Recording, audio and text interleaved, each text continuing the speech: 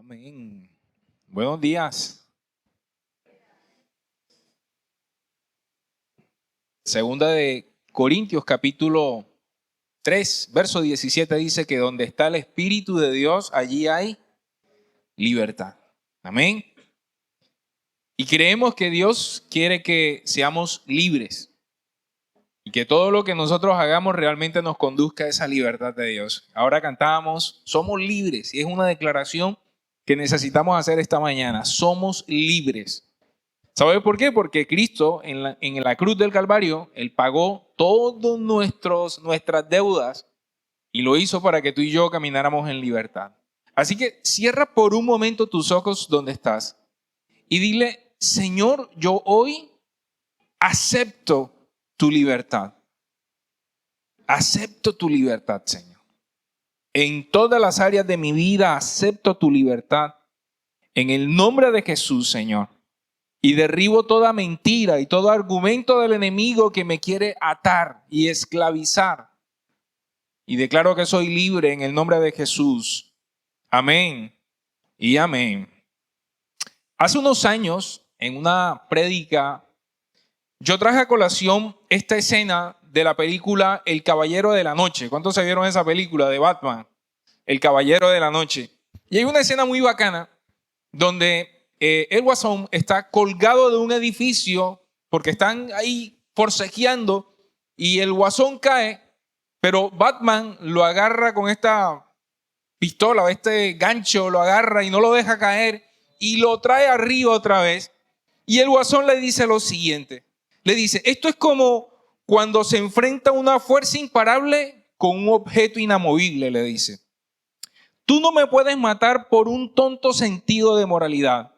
Y yo no te asesino porque para mí eres divertido. No sé cuántos vieron, a mí esa escena me encantó. Pero cuando yo vi esa escena, inmediatamente vino Hebreos capítulo 12 a mi corazón. Porque en Hebreos capítulo 12, el Señor dice que nosotros hemos recibido un reino inconmovible. Y aquí Guasón estaba tratando de decir que él era una de estas dos fuerzas, ¿no? O la fuerza imparable o el objeto inamovible. Pero esa característica solamente la tiene Dios. Dios es todopoderoso, es una fuerza imparable, pero su reino, dice, es inconmovible. Y Él no cambia, Él es inmutable.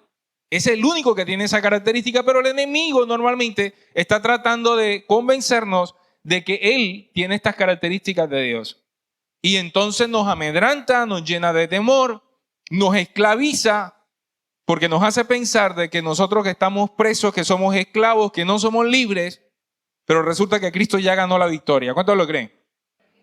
Entonces, Hebreo capítulo 2, y quiero poner esto por fundamento para lo que voy a compartir esta mañana, dice en el versículo 26, Hebreo 12, versículo 26, nueva traducción viviente, dice, cuando Dios habló desde el monte Sinaí, su voz hizo temblar la tierra, pero ahora Él hace otra promesa. Una vez más, haré temblar no solo la tierra, sino también los cielos.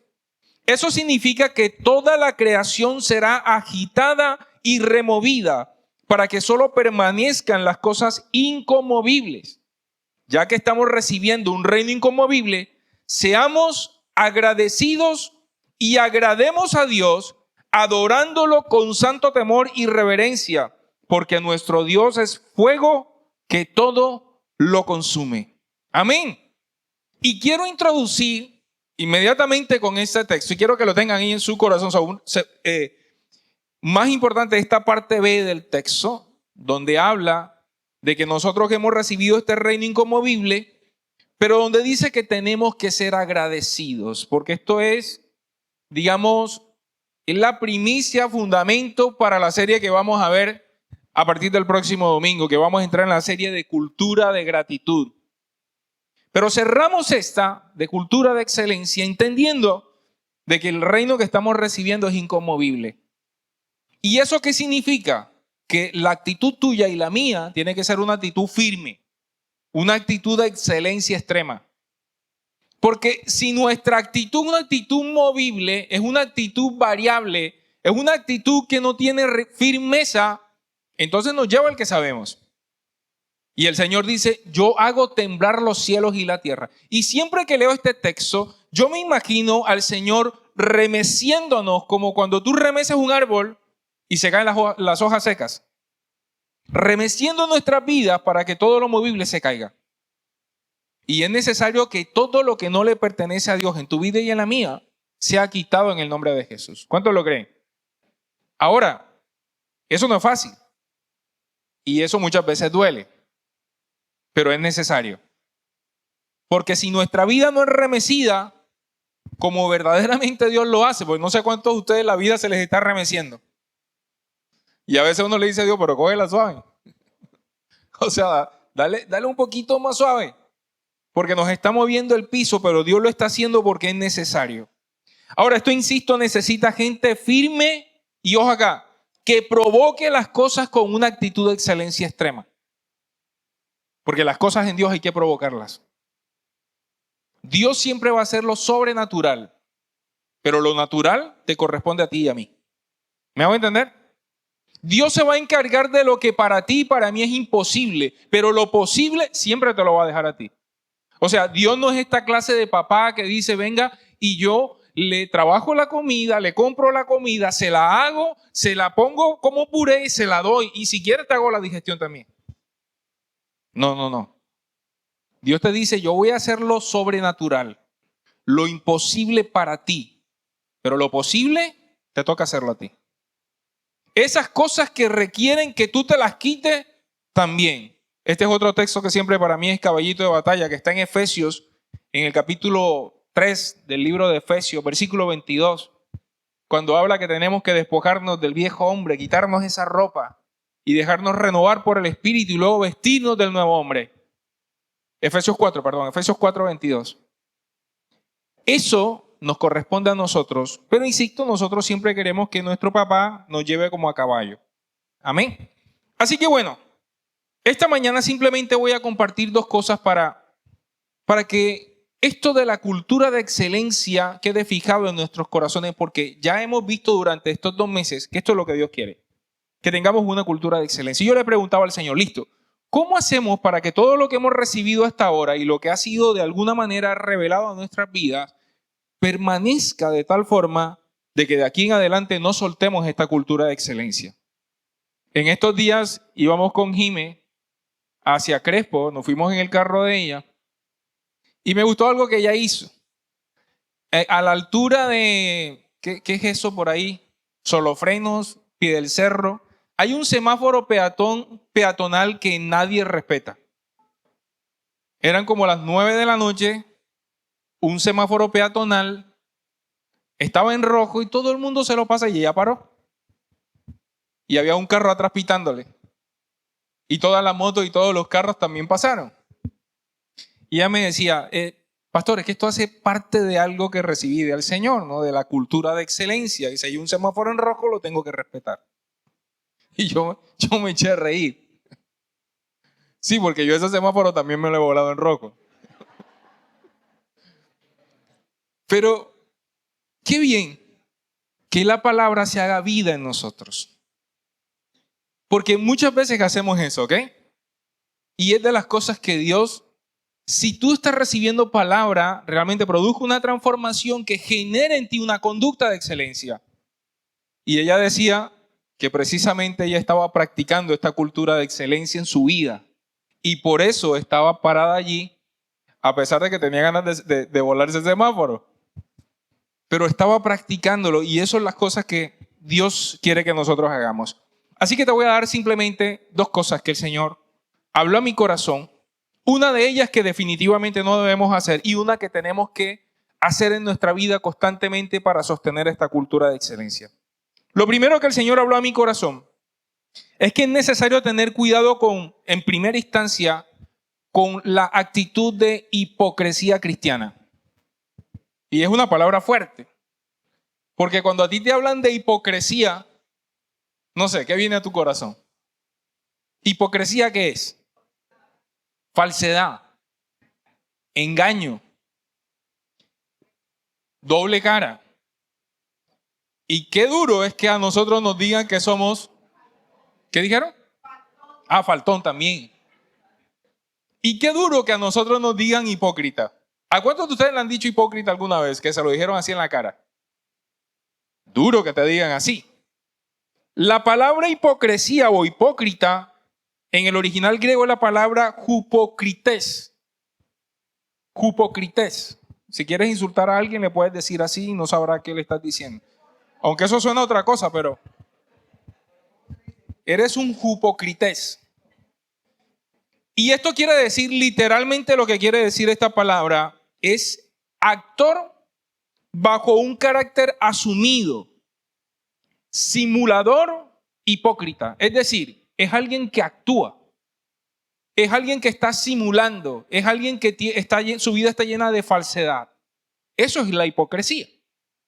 Y yo decía, wow, Señor, ¿cuántas veces nosotros nos las hemos tirado de cristianos y hemos actuado como cristianos, pero realmente no estamos siendo o teniendo el carácter cristiano de Dios en nuestras vidas?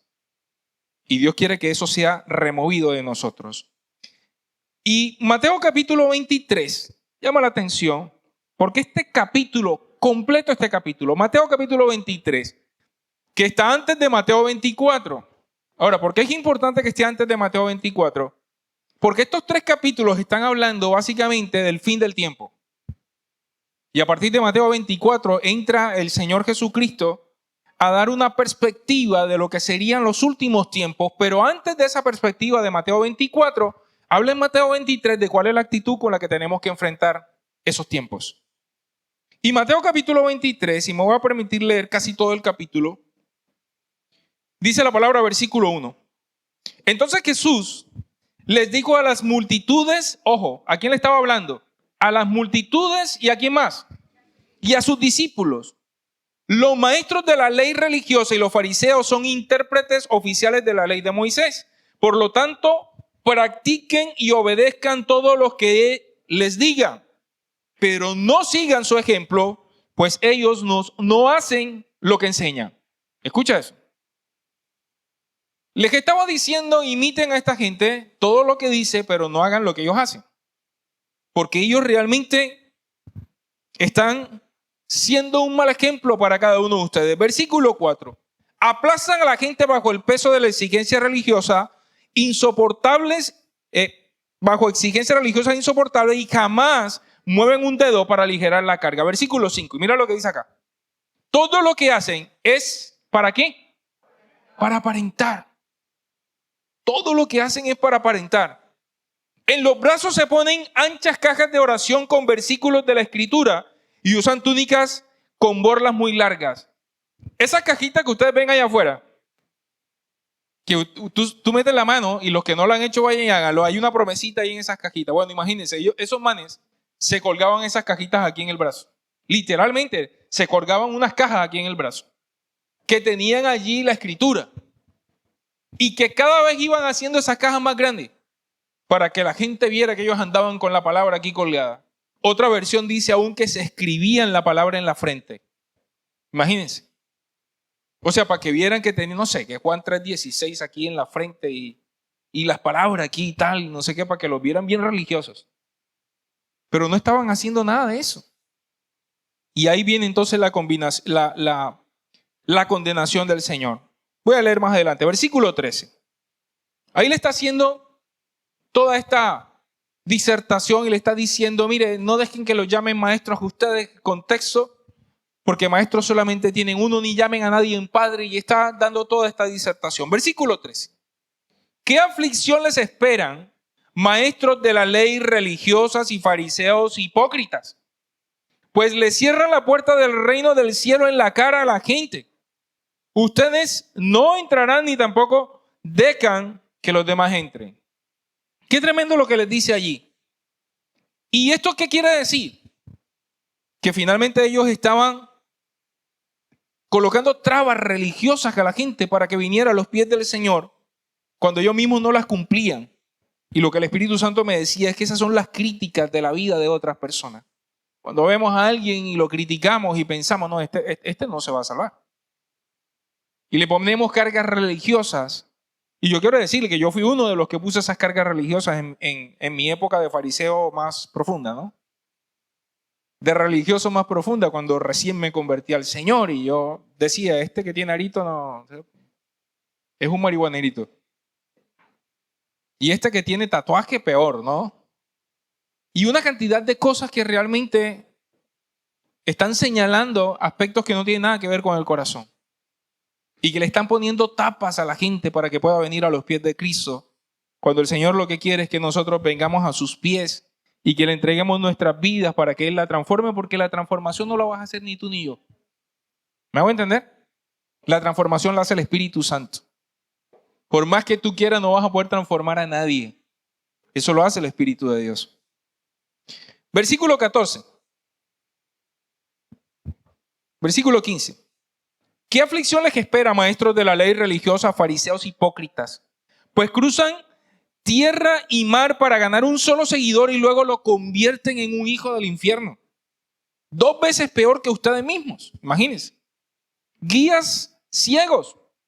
¿Qué aflicción les espera? Pues dicen que no significa nada jurar por el templo de Dios, pero que el que jura por el oro del templo está obligado a cumplir ese juramento. Ciegos tontos. ¿Qué es más importante? ¿El oro o el templo que lo hace sagrado? Y dicen, jurar por el altar no impone una obligación, pero jurar por las ofrendas que están sobre el altar sí la impone. ¿Qué ciegos son? Pues ¿qué es más importante, la ofrenda sobre el altar o el altar que hace que la ofrenda sea sagrada?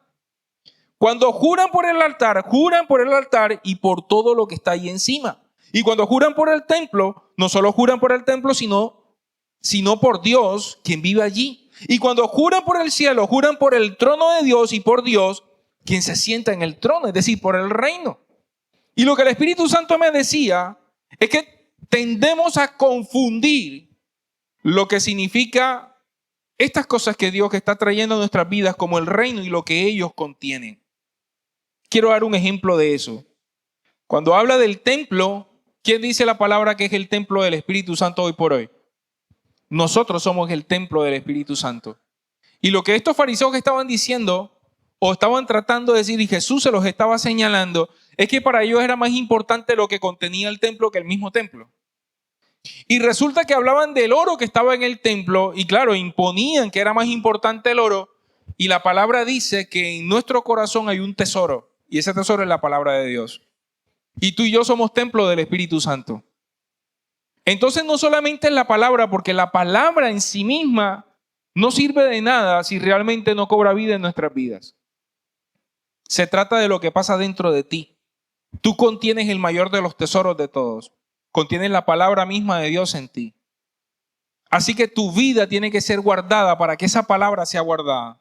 Porque tú te puedes saber toda la Biblia, pero si tú no estás guardando tu vida, entonces ciertamente lo que estás mostrando es todo lo contrario a lo que dice la Biblia. Y también habla del altar. Y hoy por hoy el altar es nuestro corazón.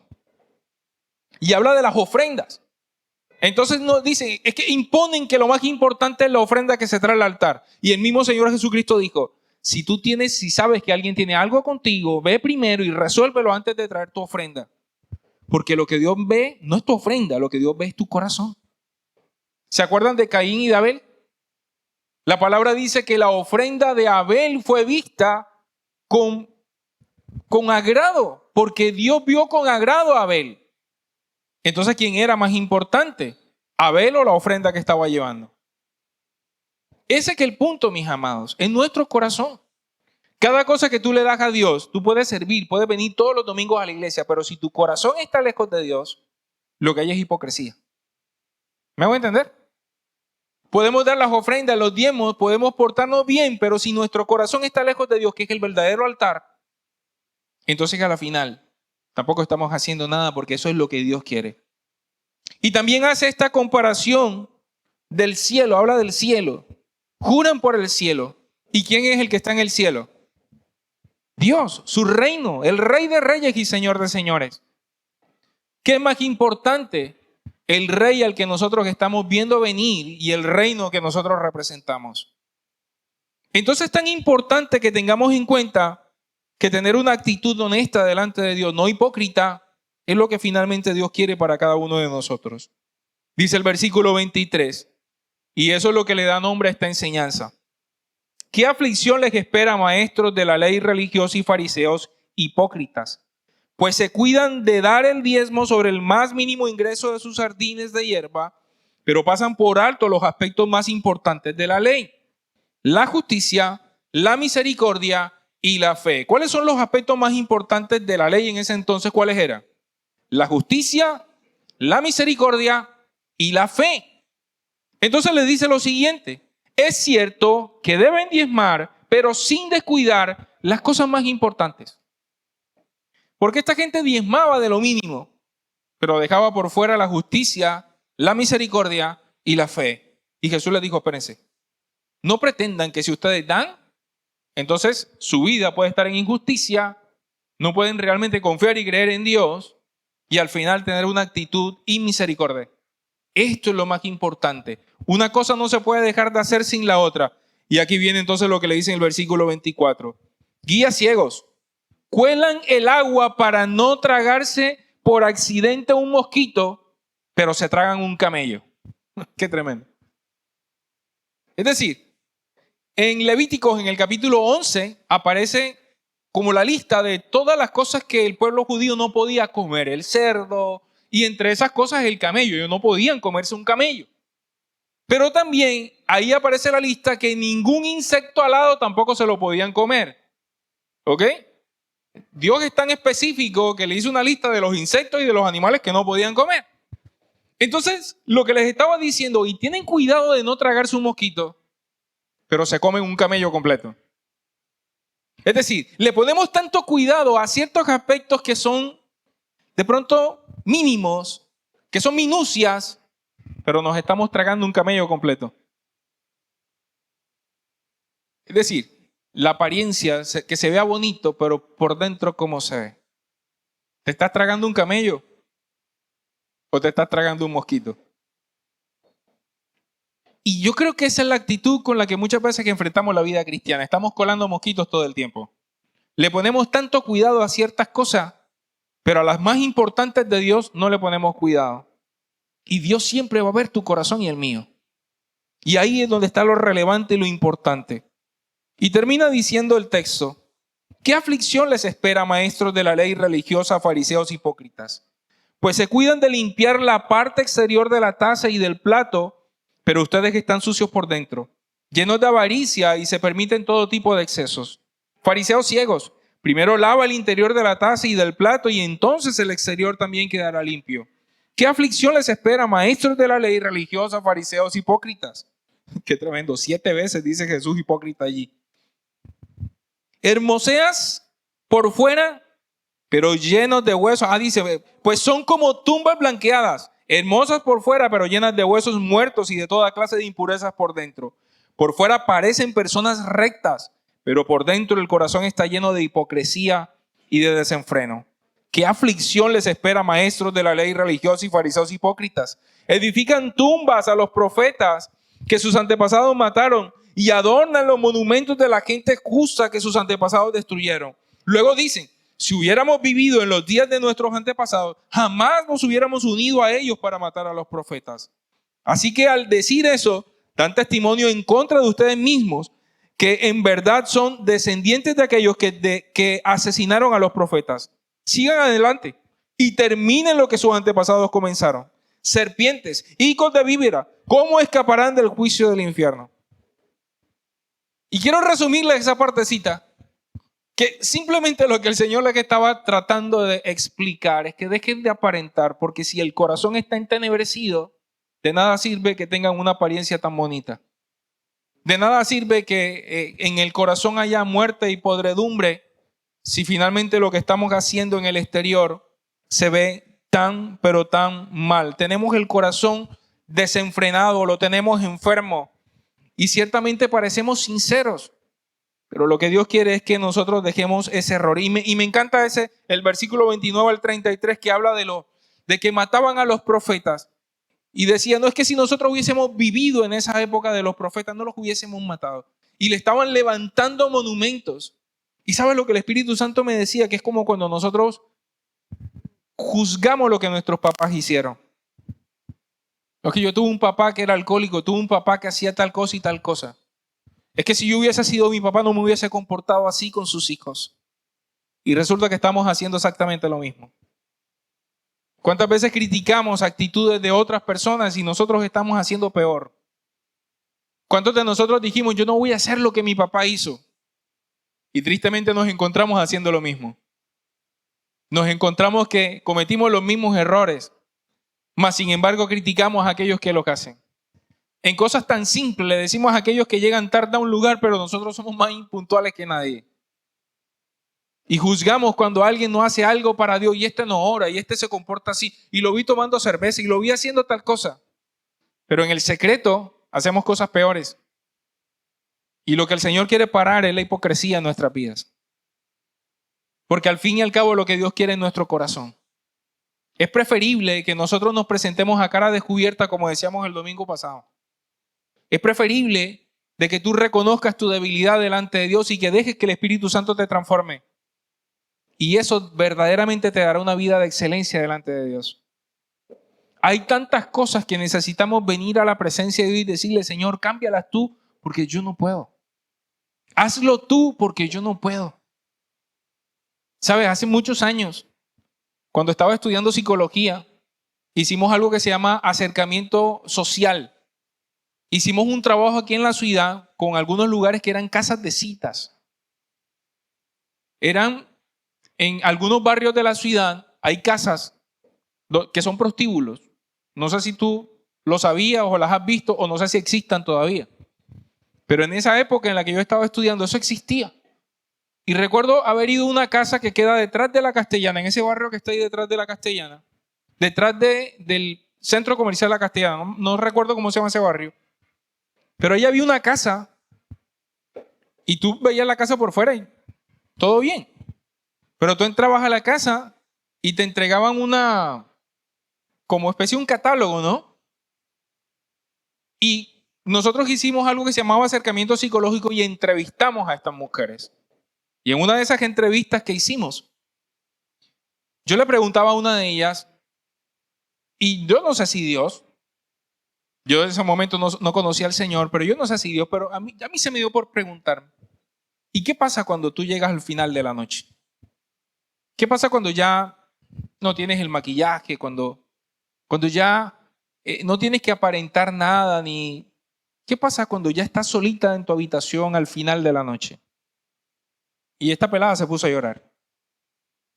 Y yo pude como sentir el peso de todo lo que ella vivía. Y nosotros tendemos a juzgar a estas mujeres y decimos que son unas ¿qué? Unas prostitutas. Y le damos esa identidad. Pero son mujeres que están luchando con muchas cosas. Y resulta que al final de la noche ella sentía todo el peso de lo que hacía durante el día. Y desde ese entonces he pensado en mi corazón que yo creo que una medida para nosotros es que cuando tú al final del día llegues, que ya no le aparentas nada a nadie, cuando ya, no sé, te pones en boxer a dormir y utilizas esa pantalonetica que ya está medio flequeada, que ya no tienes maquillaje, que ya no le estás aparentando a nadie y estás allí en tu cama y es el momento de saber y ponerte a cuentas con Dios qué hiciste durante el día. Y es en ese momento donde tú no tienes que aparentarle nada a nadie, pero te vas a encontrar de frente con la verdad de Dios. Y te vas a encontrar de frente con que Dios te diga, ¿sabes qué? Ese semáforo que te volaste no estuvo bien. Esa mentira que dijiste a fulano no estuvo bien. Ese momento en que te airaste y dijiste que esa mala palabra no estuvo bien. Y eso que pensaste al mediodía no estuvo bien. Y que nos podamos encontrar con esos momentos de tanta honestidad que hay en nuestros corazones, pero que nosotros somos como estas tumbas blanqueadas, que cuando salimos al día nos vemos muy bonitos, pero si la gente viera, es más, se me ocurre que si el Señor en este momento, por su Santo Espíritu, pusiera como un proyector en la mente de cada uno de ustedes, ¿qué se vería? ¿Qué se proyectaría en la pared? ¿Te atreverías a hacer eso? Dejar que el Señor te pusiera un proyector en la mente y que todos pudieran ver lo que tú piensas. Y saben, ninguno de nosotros somos perfectos y vamos a estar en esta lucha por siempre. Pero algo que tiene que estar claramente en nuestro corazón es la intención de dejar la hipocresía al lado. Porque la hipocresía no es solamente lo que la gente ve. Se trata mucho más de lo que la gente no ve. Se trata mucho más de esas a cuentas que tienes que ponerte con el Señor cuando estés en tu casa al final de la noche. Porque es allí donde el Espíritu te quiere transformar si tú lo dejas que te transforme. Es la única forma de tener una vida en excelencia. Porque en apariencia todos podemos ser excelentes. Vestirnos bien, hablar bien, hacer lo correcto, llegar puntual, dar nuestras ofrendas, hacer todo lo que la Biblia de alguna manera dice. Pero ¿qué hay del corazón? ¿Qué hay de lo que Dios sí ve? Incluso más que tú. Porque la Biblia dice que el que escudriña el corazón es Dios, es el Espíritu de Dios. Amén. Entonces simplemente quiero dejar eso allí, porque si hay algo que hay que evitar es esto. Y pedirle al Señor entonces que quite toda hipocresía del corazón. Lo segundo que quiero señalar y mencionar, y esta es la clave. Y yo le pedí al Señor, Señor, dame así una clave para mantenernos en excelencia. Dame así el súper secreto escondido ahí en la palabra que nadie haya visto antes. Pero Dios es tan simple y sencillo en algunas cosas que hace, pero tan profundo a la vez. Y la clave, mis amados, no es otra cosa que la comunión con Dios. No es otra cosa que eso. Quiero pedirle a Miri que ponga una imagen. Este es un basquetbolista, Stephen Curry, no sé quién es. ¿Saben quién es? Es muy famoso. Es este que baila cada que hace un... ¿Sí lo han visto? ¿No saben quién? Bueno, el tipo es famoso, en todo caso. Es muy famoso. El hombre es el mayor anotador de triples de la historia. El mayor anotador de triples de la historia. De hecho, hasta el sol de hoy nadie se compara con él, ni antes ni ahora, con lo gran anotador de triples de la historia que es. Pero la excelencia que hay en el juego de este hombre, ¿en qué consiste? La genialidad que hay en el juego de este hombre, ¿en qué consiste? Miren lo que hace él. Él hace 500 lanzamientos al día, los 7 días de la semana. 500 lanzamientos de práctica al día, todos los días. Este hombre ha anotado 3,000 triples. O sea, este récord que él tiene, y ha estado en la NBA por 15 años más o menos. Entonces, si miramos en qué consiste la excelencia de este hombre, tendríamos que hacer la siguiente cuenta. 500 tiros al día son 14,000 tiros al mes. Son 168,000 tiros al año. Durante 15 días, esos son 2.5 millones de tiros a canasta en práctica. Y de esos, 3,000 tiros fueron anotados. Eso corresponde al 0,12%. 0,12%. Es decir, de 2.5 millones de tiros, 3,000 fueron anotados. 0,12%. Y es el más famoso de la historia. Y es aquí cuando vemos que lo que tú haces en secreto es recompensado en público. Amén. Es que lo que tú hagas en el secreto, es que ese nivel de intensidad se va a poder alcanzar, o de excelencia se va a poder alcanzar en la medida en que tú tienes un nivel de comunión tan profundo con Dios, que lo que hagas en el secreto, entonces se pueda ver recompensado en público. El apóstol Randy McMillan, que es el fundador de la misión, decía, el secreto está en el secreto, decía él. Era una de sus frases famosas. El secreto está en el secreto. Y el mismo Señor Jesucristo en Mateo capítulo 6, versículos 5 y 6, en la Nueva Traducción Viviente, dijo lo siguiente: cuando ores, no hagas como quienes. ¿Qué dice ahí? No hagas como quienes. No hagas como los hipócritas. Cuando ores, no hagas como los hipócritas. Porque ya vimos que los hipócritas al final lo que están es aparentando. Son unos excelentes actores y nosotros hemos sido bien hipócritas muchas veces. Pero él dice, no hagan como los hipócritas, quienes les encanta orar en público, en las esquinas de las calles y en las sinagogas donde todos pueden verlos.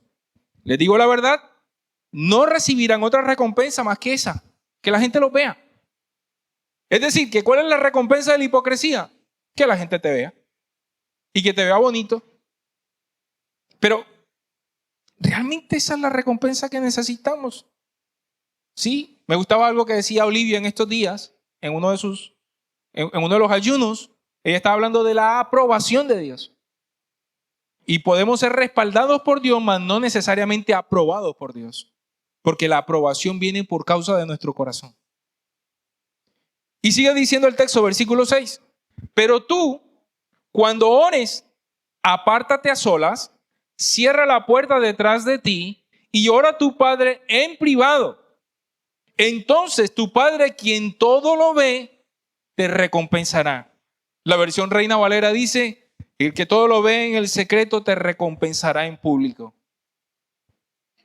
Aquí está la clave de la excelencia, mis amados. Sostener una vida de excelencia no es otra cosa que permanecer en comunión con Dios. Tener una vida del secreto. Orar, leer la palabra, meditar en ella, exponerte todos los días. Porque si Stephen Curry hacía 500 tiros, ¿cuánto le tomaría hacer 500 tiros al día? ¿Cuánto creen ustedes que les tomaría eso en tiempo? ¿1 hora, 2 horas? No sé, los que juegan básquet lo sabrán mejor. Pero si tú quieres tener una vida de excelencia, transformado, y que tengas, aunque ese porcentaje tan mínimo, 0,12%. Oye, si el 0,12% de lo que practicas te hace el más excelente del mundo, ¿qué tal si ese porcentaje lo subimos?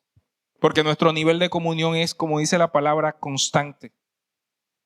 Entre más tiempo estemos en la presencia de Dios, más transformados, más excelentes vamos a ser. Y eso es lo que va a sostener nuestras vidas. Esto no se trata de una clave como que aplica paso 1, paso 2, paso 3, paso 4 y entonces serás excelente. Como nos venden esos sistemas de crecimiento financiero, ¿no? Haz esto y esto otro y no sé qué, te prometo que vas a hacer. Eso nunca es cierto. Porque si no está implícito tu determinación, tu esfuerzo, tu constancia para alcanzar esta excelencia, no lo vas a hacer. Y no es una cosa de un día. No es que salgas esta mañana de este lugar y digas, no, hoy voy a ser excelente. Hoy me voy a meter con el Señor. Y ya mañana no. Y de pronto pretendas vivir con lo que tomas el domingo aquí y de pronto con lo que tomas por ahí el miércoles en el ayuno o el martes en la intercesión y estás diciendo, ¿y por qué no hacemos más cosas en la iglesia? No, porque no las haces tú. Porque tú no tienes más tiempo con el Señor. Porque no te metes más con Él. Porque no haces ayunos. Porque no haces vigilias tú solo en tu casa. ¿Qué tal si en vez de verte una maratónica de Netflix, haces una vigilia con el Señor tú solito? No necesitas audiencia. Hey, pastor, tenemos que hacer una vigilia, que todos vengan. No. El Señor está diciendo en el secreto, cierra la puerta, que nadie te vea. Y cuando ayunes, no se lo digas a nadie. Eso es una práctica del secreto. Oh, es que estoy ayunando, tengo 21 días de ayuno. Esa es tu recompensa, que la gente dice, wow, 21 días de ayuno. No, pero 21 días aguantando hambre porque ni siquiera estás orando. No, el Señor dice, comunión, tiempo conmigo, tiempo en la presencia. Lee. Tengo un libro. Yo normalmente me estoy leyendo 2 libros. Un libro que tiene que ver con la vida cristiana, con algún autor cristiano. Y estoy leyendo otro libro de interés. Normalmente hago eso. Tengo mis propios devocionales, cosas que yo no comparto a ustedes. Algunas veces el Espíritu me habla y me dice, esto hay que compartirlo con la iglesia. Pero normalmente son cosas que edifican mi propia vida. Y yo no estoy aquí parado diciendo, yo soy el que más comunión tiene con el Señor. No, porque me falta todavía muchísimo. Pero quiero animarlos a que ustedes también inicien esta carrera de tener más y mejor comunión con el Señor. ¿Y sabes qué va a producir eso? Excelencia en tu vida. Porque entre más tú te metas con el Señor, más excelencia va a producir. La comunión en el secreto y en la práctica traerá como resultado que tu vida se mantenga en excelencia. Voy a volver a repetir. En la comunión, en el secreto y en la práctica te vas a hacer excelente cada vez mucho más. Cada vez vas a seguir creciendo. El viernes que estábamos en la vigilia, yo cité este texto, que esto, entre otras cosas, hace parte de mis devocionales. Cité este texto que está en Apocalipsis capítulo 5. Y en Apocalipsis 5 es una escena que yo nunca había visto de esa manera. Pero el Espíritu Santo me la mostró de una manera bien chévere en estos días. Y es que Juan, que está en el cielo y está viendo a Dios sentado en su trono, y dice que en la mano derecha tenía este rollo donde estaban escritas todas las cosas, ¿no?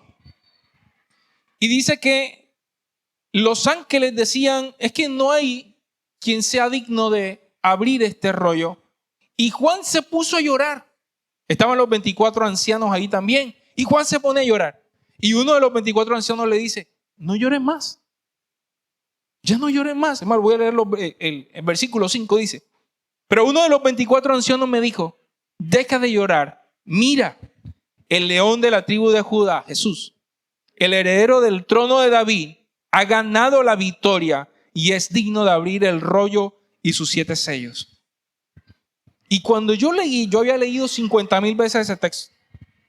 Y cuando yo leí en estos días ese texto, yo sentí como que me hizo clic algo que todos sabemos, Cristo ganó la victoria. Amén. Pero me hizo clic en el corazón. Porque ¿cuántas veces te has encontrado quejándote, llorando, amargado, protestando por algo que no te está saliendo bien? ¿Cuántas veces te ha pasado eso? Pero yo sentí que el Espíritu Santo me decía, ¿por qué lloras? ¿Por qué te quejas? ¿Por qué te preocupas? ¿Por qué te afanas? Si Cristo ya ganó la victoria.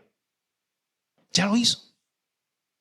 Todo lo que tú estás viviendo en tu vida, ¿sabes qué? Nosotros estamos viviendo una vida, Él está viendo es como una repetición, ¿no? Porque es que ya todo, Él es el primero y es el postrer. Él vive en la eternidad. Todo lo que tú y yo estamos viviendo ya fue, ya pasó para Él. ¿Sí me explico? Él no está agarrándose la cabeza a ver cómo te arregla la vida. Él ya sabe cómo va a terminar el asunto. Y la Biblia dice que nosotros en Cristo Jesús somos más que vencedores. Y que para los que amamos a Dios todas las cosas ayudan para bien. Entonces lo que tenemos que creer es que todo lo que está aconteciendo en nuestra vida tiene la mejor salida de todas en Cristo Jesús. La mejor de todas. El final de tu vida y la mía es victorioso en Cristo Jesús. Pero tenemos que creer que es así. Y sostenernos en esa idea realmente nos va a llevar verdaderamente a creer que el Señor tiene la victoria para cada uno de nosotros. La palabra dice en Juan capítulo 15 que permanezcamos en Él. Otra vez ahí está la clave, permanecer en Dios. Y entonces daremos frutos. Pero dice la palabra en Juan 15 que al árbol que da fruto lo poda. Y la poda es este proceso también del que estaba hablando hace un rato, de ese remecimiento de quitar las cosas que no son, de quitar la hipocresía. La poda es cuando agarras un árbol y empiezas a cortarle esas ramas que están secas, que están chupando estos nutrientes que vienen de la tierra, que hacen que las otras hojas también se empiecen a poner secas. Esta ya no tiene vida, hay que cortarlo. Y hay cosas que en tu vida y en la mía que hay que cortar. Hay que cortarla. Porque de lo contrario vamos a parecer frondosos, ¿se acuerdan? Eso está en Marcos capítulo 11. Cuando dice la palabra que el Señor Jesús se acerca a una higuera y la higuera estaba floreciente, estaba frondosa, pero no tenía fruto. Es decir, era una higuera hipócrita. Y dice la palabra que el Señor lo que hizo fue que la maldijo. Y después los discípulos le preguntan a Jesús, ¿por qué maldijiste a la higuera? Y Jesús no da como mayores explicaciones. Y empieza a hablarles de la fe y empieza a hablarles de otras cosas. Pero la razón de fondo de eso es que esta planta estaba aparentando tener algo que no tenía. Y por eso Dios está esperando que tú y yo demos frutos. Es más, y cuando el árbol es ramajeado, cuando el árbol es podado, es porque va a llevar más fruto. Y esa poda son tus procesos. son tus conflictos, son tus situaciones complejas. Así que si tú estás pasando por un proceso en este tiempo, créeme, Dios te está podando. Y vas a llevar más fruto. Y te va a llevar eso a una vida de excelencia. Pero necesitas creerlo. Porque si no, vas a creer que esa poda que estás recibiendo es que Dios te quiere matar. No, todo lo contrario. Dios lo que quiere hacer contigo es hacerte un árbol más fuerte. Y quiero que recibas esta promesa y esta profecía de parte de Dios en el Salmo 1, versículo 1 al 3. Dice la palabra: qué alegría para aquellos que no siguen el consejo de los malos, ni andan con pecadores, ni se juntan con burlones, sino que se deleitan en la ley del Señor, meditando en ella de día y de noche. ¿Haciendo qué? Teniendo comunión con la palabra. Son, y me encanta esta versión porque no dice serán, dice son como árboles plantados a la orilla de un río, que siempre dan fruto en su tiempo. Sus hojas nunca se marchitan y prosperan en todo lo que hacen. Amén. Son como árboles plantados junto a corrientes de agua, que su hoja no se cae, que si tú lo remeces, la hoja no cae porque todas las hojas están firmes. Porque una vez pasamos por el proceso, nuestra vida es fortalecida. Así que créeme, tú eres un árbol plantado junto a corrientes de aguas. No vas a ser, eres un árbol plantado junto a corrientes de aguas. Y necesitas creer que ya Dios todo nos lo dio para que tengamos una vida en excelencia. Pero tenemos que usarlo. Por eso la comunión activa con Dios nos va a llevar a ese propósito. Hay que provocarlo. Y la forma de provocarlo es teniendo fe en que ya Dios lo hizo. ¿Cuántos lo creen? Ponte bien esta mañana. Vamos a orar.